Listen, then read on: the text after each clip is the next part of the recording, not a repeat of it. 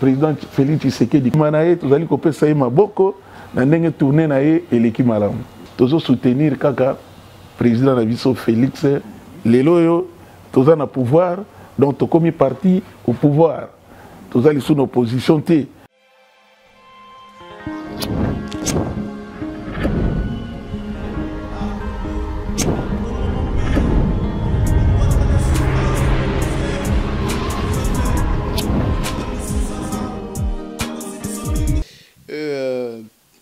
Mon amboka tolingi tozonga nanu mokena kati ya parti parce que tomoni obeti masolo ya président de la République tozonga mokena kati ya parti parce que tomoni bino na sima ya parti ozali secrétaire général ya kati ya parti yebisana no biso parti na moment tozoloba ezo vivre ndenge nini parti.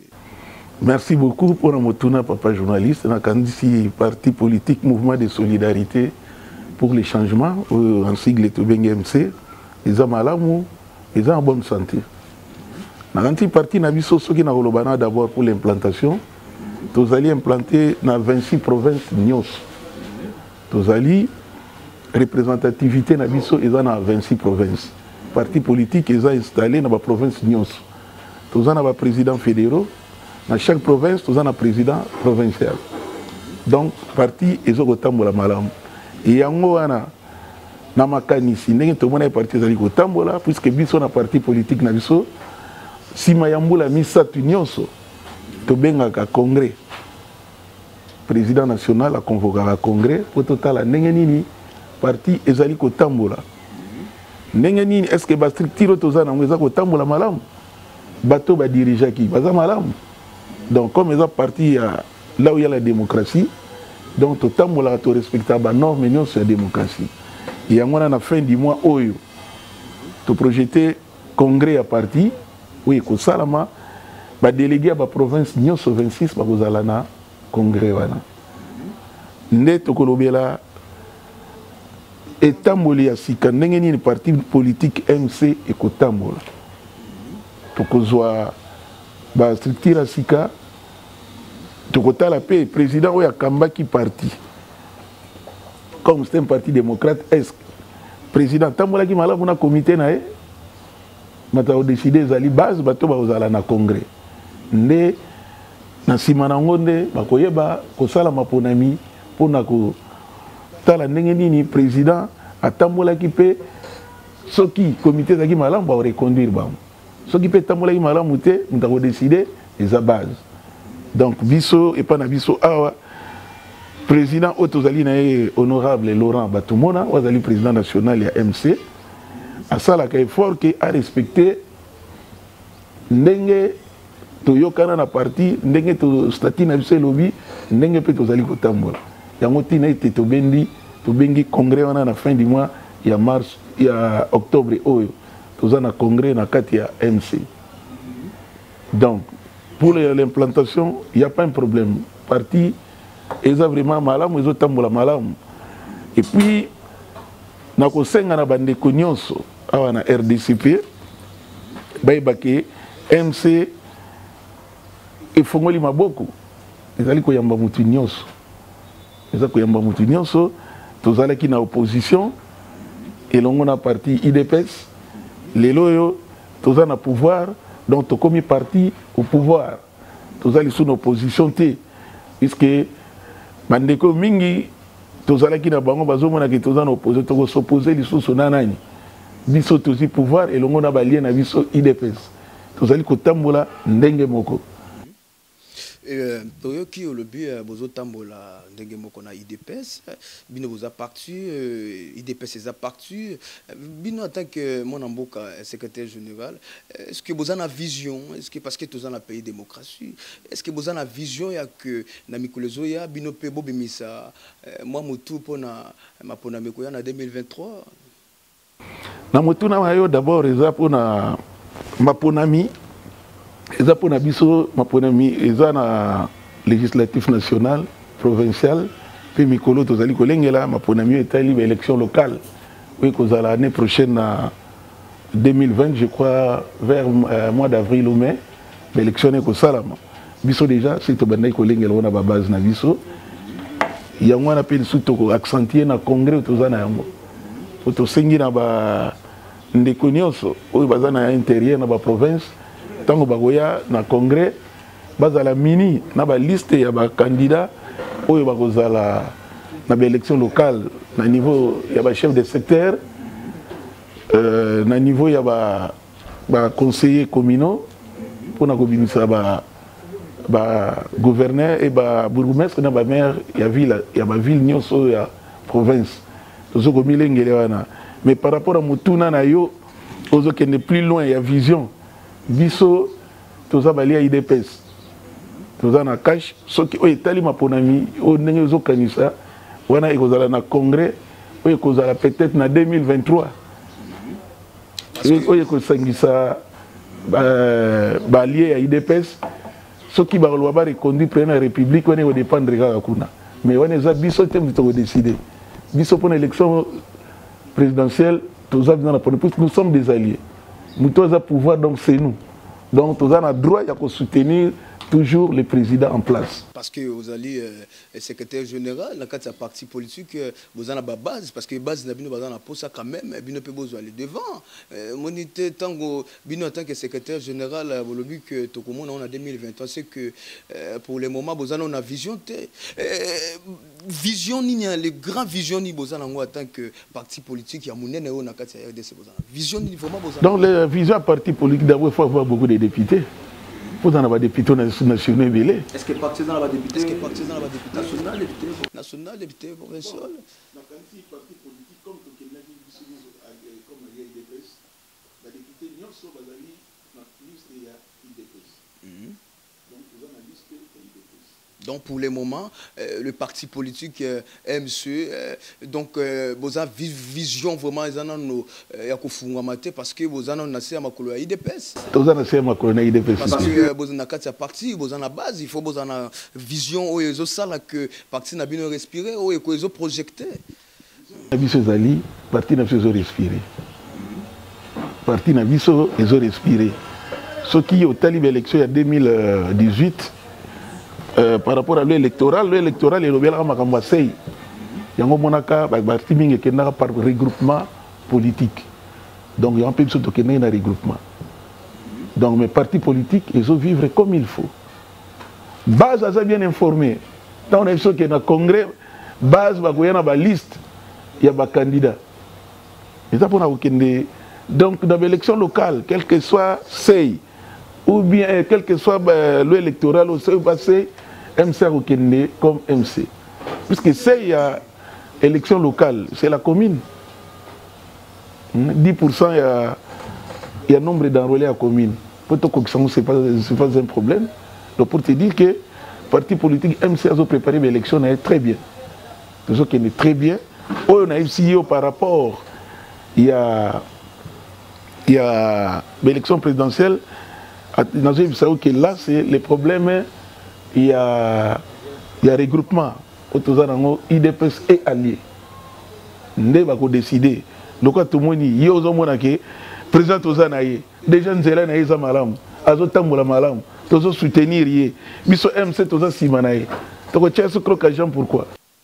Parce que tous dans un pays démocratique, ceux qui vont soutenir parti Mwanamboka Félix Tshisekedi, ceux qui opposition sur le Congo posent la tête.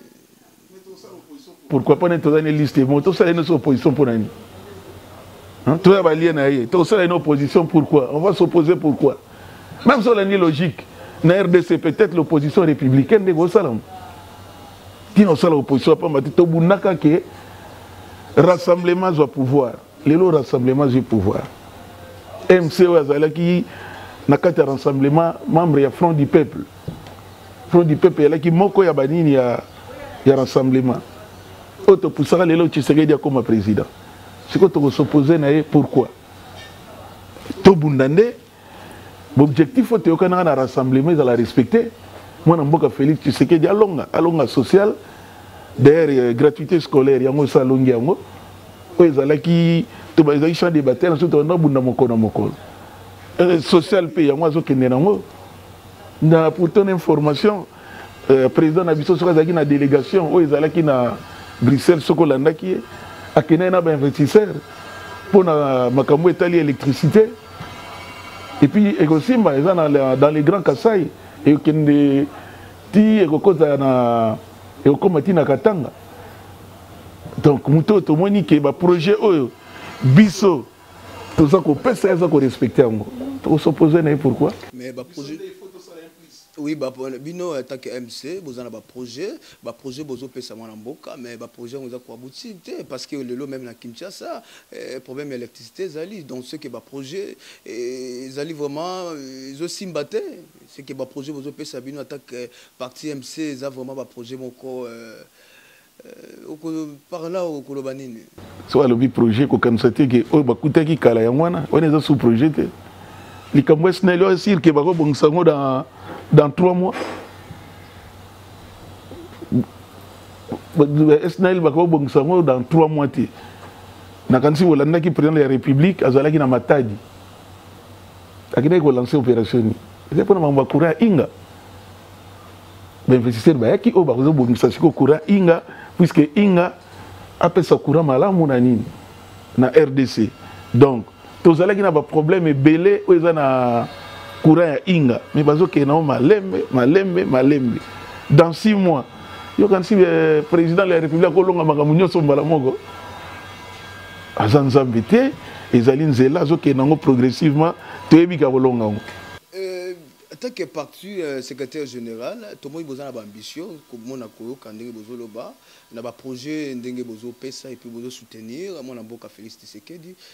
Pour un interview mon cas en 2023, on a parti déjà dans la période de préparer 2021 et puis bon évoluer bien mon kobo saisir kamboka na maboko pour l'année. Alors, pour makambo etali puisque bolobi bozo na ba projet belé beaucoup développer comment na makambo etali étude parce que lelo na Kinshasa pourquoi na Congo mobimba même étude comme difficile parce que étude gratuit on a école mususu baza ko enseigner sous malamu te. Est-ce que beaucoup qui ko ajouter idée moko na Ndengue, mon amboka Félix a lancé opération, on a études gratuites. Lancé gratuité scolaire. Il y avait des forums intersyndicat et enseignement bazalaki wana ba signé qui protocole d'accord. Banda makambo ezali bandi. Déjà qui que syndicat va enseigner 5 grève. Pour nani bazo respecter protocole d'accord et ba solo laki. Il y a d'autres écoles où les gens concernés ont créé des problèmes. Gratuité scolaire, ils ont un problème. Même aucun syndicat, les syndicalistes, ils ont dit que le premier palier est aboué. Le premier palier déjà est respecté. Si le deuxième palier est en octobre. Donc, gratuité scolaire et président de la République, puisque Bino Bozali Pembeni est chef de l'État, est-ce que il y a un bureau d'études du Monko et Salamaka pour les lots gratuités on est vraiment ndengeza lelo na Congo mobimba? Conférence sur Salamaki intersyndical ya enseignants, ba délégué nyonso ba il y avait des organismes ba sangana ki pour na gratuité na et ça a mis 2 forums mobiles. Yango zomona ba makele loneza ce sont des bruits oui ils ont bimanango maintenant sur gratuité scolaire et possible. Le président de la République a lancé gratuité scolaire, a lancé un projet belé atiki misala na siko na nani na gouvernement siko gouvernement ne siko a exécuter pour makambo wana etambola malamu mais na bien ko tambola malamu.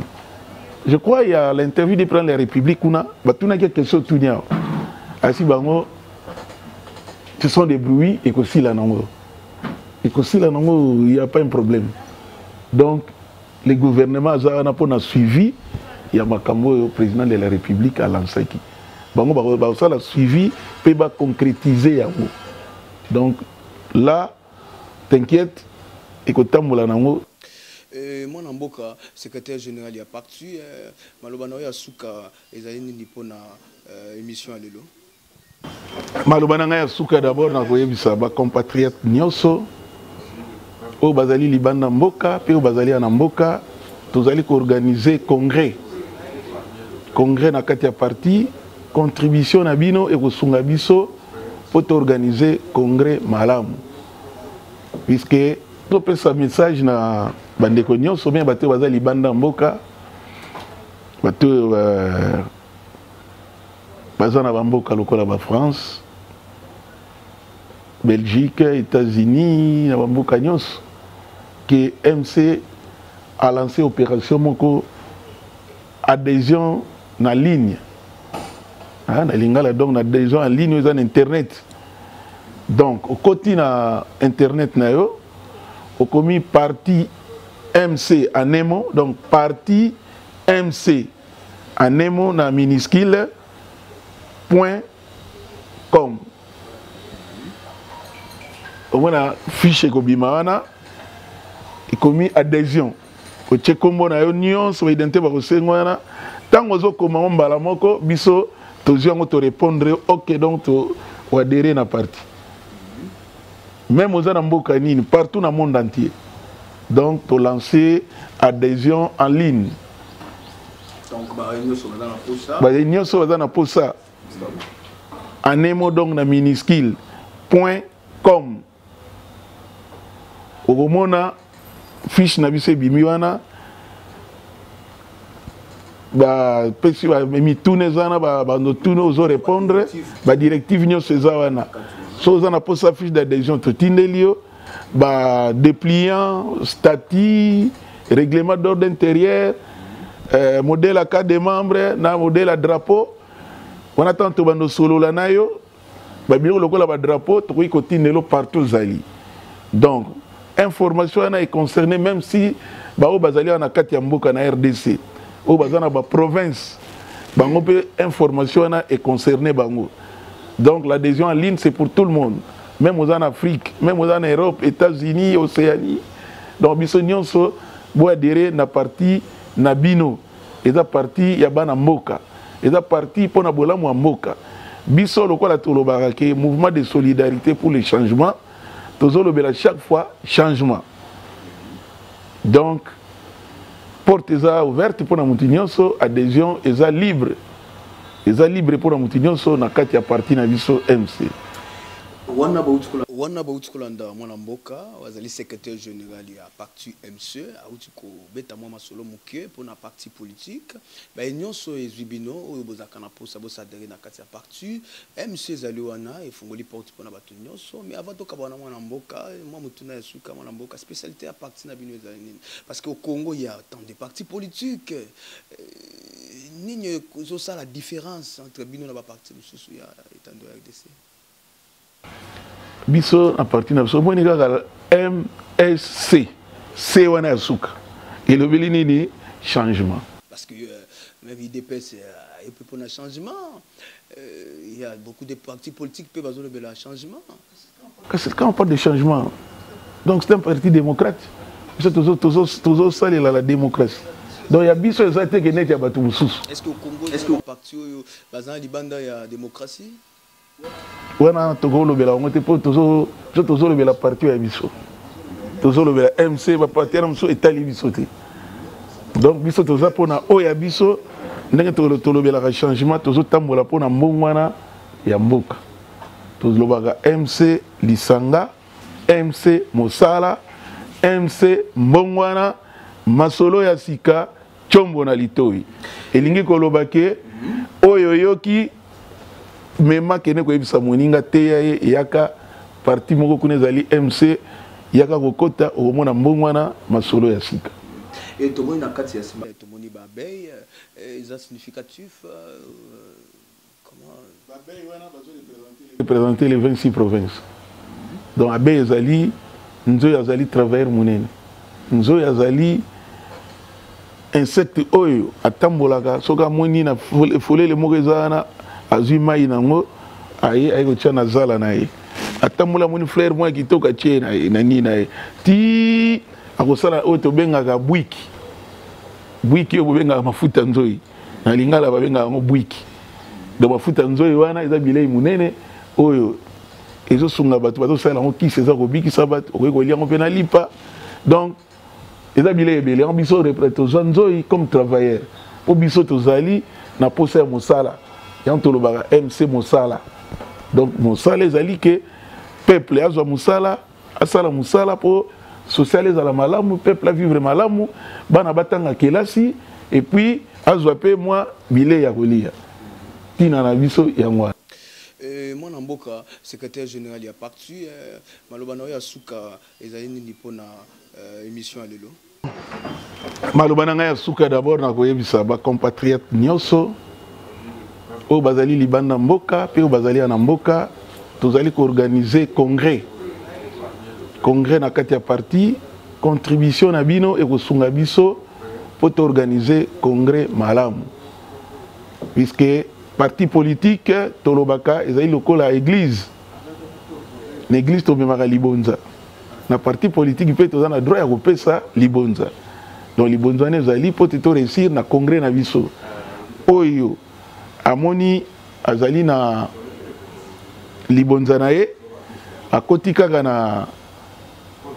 na adhésion en ligne parti politique et parti mc.com akozwa renseignement wana nyonso po atinda libonza na ye azali na yango pe lisusu na kotondo mokonzi ya mboka son excellence président Félix Antoine Tshilombo, bon retour na mboka na ye na mboka bakoko na ye azonga malamu pamba te asalaki mobembe moko malamu biso bana mboka toyambi na esengo na mosala monene asali wana yango tozo souhaiter bon retour azonga na mboka na ye pe lisusu na ko remercier président na ngai honorable Laurent Batumo na Diataba oyo azali ko sala te parti etambola malamu tozali ko senga te nzambe asunga pe abatela ye abakisi lisu mikolo ebele po te alonga congrès oyo tozali ko organiser. Merci Mwanamboka. Wana ezalaki Mwanamboka Jules Mukembi Oyazali secrétaire général ya parti politique munene oyebana etando ya RDC MC balandi nyonso ya le Congo à El News biso to lansaka toujours actualité pour nabino ba nyonso balingi basadere na kati ya parti nzele ezali polele pour nabino nyonso oyalingi asadere na kati ya parti MC bolandi Mwanamboka Jules Mukendi Mukumbi ndenge awuti ko fongolela bino na kati ya ba détail na kati ya développement biso na bino tokokuta susu na mikolo ekoya.